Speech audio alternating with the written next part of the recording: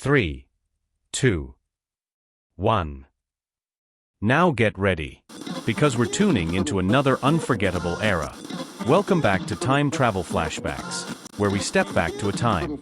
The year is 1980. So turn it up, because 1980 wasn't quiet, and it didn't play small. This was a decade of neon and nerve, power suits and shoulder pads, boomboxes, Pac-Man, and arcade lights that never slept. Eat those pellets! Almost there, watch the ghost. The 1980s didn't just change music, it put it on display. MTV turned songs into spectacles, and suddenly image mattered as much as sound. If you wanted to be heard, you had to be seen. Hair metal took over, loud, flashy, and unapologetic. Bands like Motley Crue, Poison, Bon Jovi, and Def Leppard brought teased hair, spandex, screaming guitars, and power ballads that ruled the radio and the arena. But the decade wasn't one note. New wave and post-punk offered something darker and moodier. Bands like The Cure and The Smiths mixed synthesizers with emotion, giving voice to outsiders and late-night thoughts. Pop music thrived in the middle. Duran Duran and Tears for Fears blended style, synths, and unforgettable hooks, perfect for radios, cassettes, and constant replay.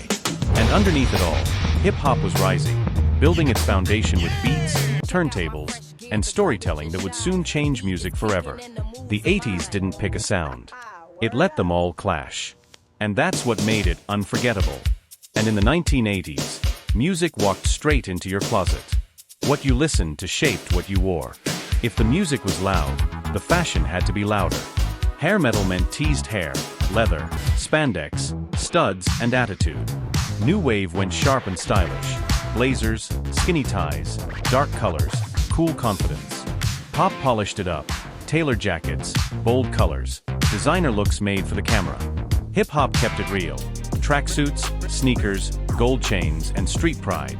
Fashion wasn't about fitting in. It was about showing the world who you were. Moving on to technology. Machines moved out of offices and labs, and into living rooms, classrooms, and basements everywhere.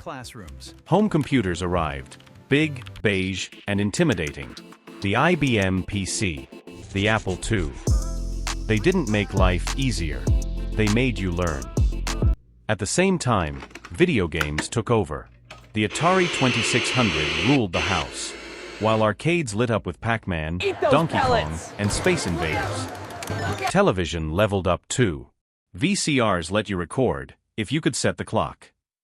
Cable TV changed everything.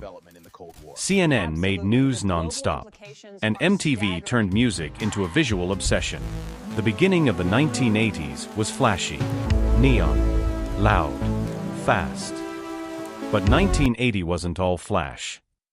Home was where things slowed down.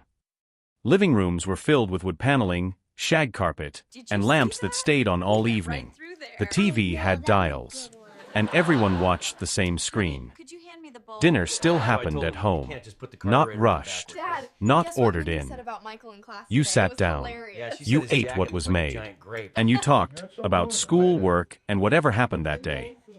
Kids played on the floor, board games, puzzles, or just listening in while adults talked, learning how the world worked. 1980 lived in two worlds. Outside, it flashed. Neon burned bright. The nights were loud, fast, and electric. But when you went home, the noise stayed outside. Inside, the lights were warm. The rooms were familiar.